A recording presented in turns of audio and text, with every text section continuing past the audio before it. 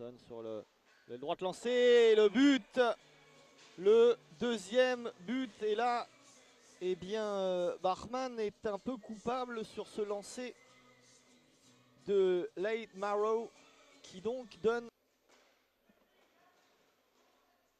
Love, lancé, et le but de Ben Love.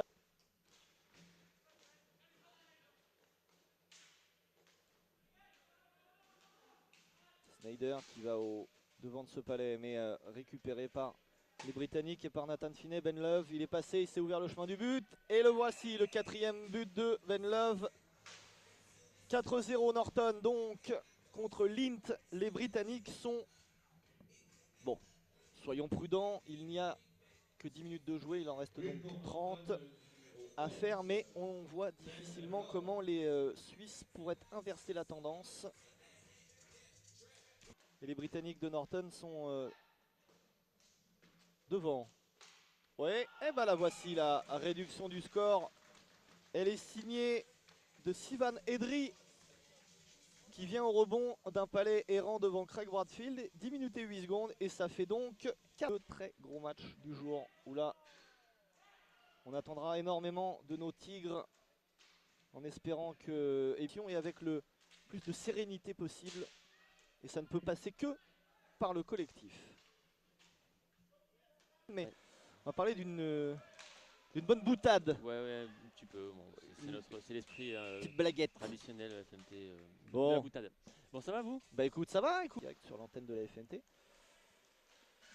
Que, eh bien, le troisième invité, c'est un joueur historique. Engagé parce qu'il y avait du trafic là devant la cage de Fabio Barman. Le POC, finalement, s'en sortent bien les Anglais. Avec Nathan Finney qui récupère Chinson et but. Et but de Chinson. Il marque même en infériorité numérique là les Anglais. Les Cyclones de Norton. Avec le bon travail de Nathan Finney qui récupère et qui sert à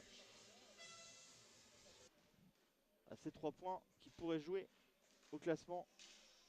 Et qui vont jouer forcément au classement pour la fin. Et le but quand même. Le but de Lint sur ce lancer. Alors visiblement dévié, on va voir est-ce que ça est attribué à celui au départ. Ou est-ce que pour celui qui a dévié. Non, c'est bien pour Olivier Steiner. Voilà. Avec Marrow. Et le but. Et le but pour Lint. Attention.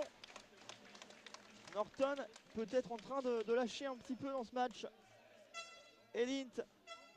Oh, alors que vous voyez pas trop venir ce but. Et faut rester 5 buts à 3 et là forcément. Et voilà encore un. Oh là là, le momentum qui change totalement le but. C'est pas du tout fait pour leur faire plaisir. Et c'est le genre de situation qui pourrait amener un petit peu un craquage psychologique. Il faudrait éviter là du côté de Norton. Essayer de repartir sur ce qu'ils ont fait de bien en première mi-temps. Toujours le palais qui fuit le cadre. Hutchinson qui garde finalement le palais. Et par Norton. Oh, l'interception. Attention. Oh, l'arrêt. Et derrière, on revient. Steiner. Et le but. Et but. Goal pour Lint. Le but de certainement la prolongation. Lint. Et le premier à tenter sa chance pour Norton. Ça sera le numéro 23. Nathan Finney. Pour peut-être le but. Voilà. 1-0 pour Norton. 1 sur 1.